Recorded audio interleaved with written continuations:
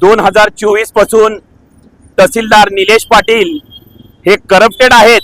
वेळोवेळी माझ्याकडे त्या गोष्टीचे पुरावे आहेत, ऑडिओ आहेत, व्हिडिओ आहेत।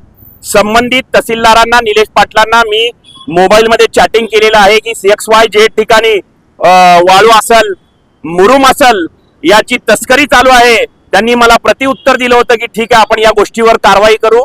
संबंधित 2024 ला डिसेंबर महिन्यात मी कलेक्टर साहेबांना सुद्धा पत्र दिलं होतं। कलेक्टर साहेबांना पत्र दिलं असताना सुद्धा कलेक्टर साहेबांनी चौकशी लावतो असा शब्द दिला होता। ती संबंधित वृत्तपत्र असेल, चॅनलच्या माध्यमातून बातमी सुद्धा प्रसिद्ध झाली होती।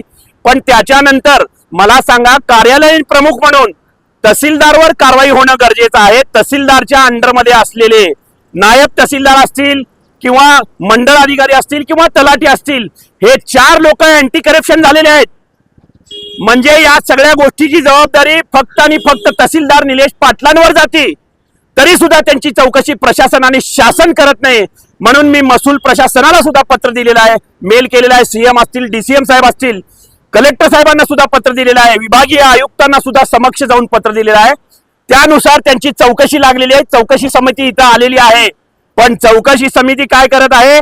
आपलेच आहेत हे सगळे म्हणून ना, मिलीजुली सरकार म्हणून हे चौकशी ज्यांचे नाव आहेत त्या चौकशीमध्ये बोलवत नाहीत, त्यांची चौकशी करत नाही, गुप्त चौकशी करत आहेत। आणि हे लोक तहसीलदारांना वेळ देत आहेत। तहसीलदारांना वेळ दिला म्हणजे मागचे काही प्रकरण असतील, 600-500 प्रकरण पुढे ढकलण्यात आले, 600-500 प्रकरण निकाली काढण्यात आले, 600-500 प्रकरण तसेच ठेवण्यात आले। हे चाललंय काय?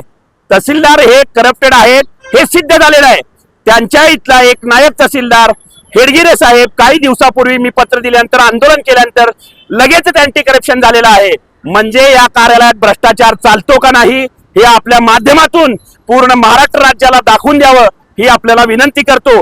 आणि तहसीलदार असतील, निलेश पाटील असतील, त्याच्यानंतर युसुफ शेख असतील, त्याच्यानंतर हेडगिरे असतील, सुखदेव पाटील असतील, स्वयंघोषित पुढारी वसूलदार जमीर म्हणून त्याचे तर कोट्यवधी रुपयाचे बंगलेत, या सगळ्या गोष्टींची चौकशी होणं फार गरजेचं आहे। म्हणून मी परत एकदा हे गाजर काय माहिती का, हे लिंबू तहसीलदार काय करतात, एखादं पत्र दिले की लिंबासारखं फेकून देतात। आपण उतरून टाकत नाही का अमावस्येला पौर्णिमेला लिंबू, तसं तहसीलदार काय करतात माहिती का, हे एखाद्या गरीबाचं, शेतकऱ्याचं, जवानाचं पत्र माझ्याजवळ किती तर पुरावेत, हे असं टाकून देतात।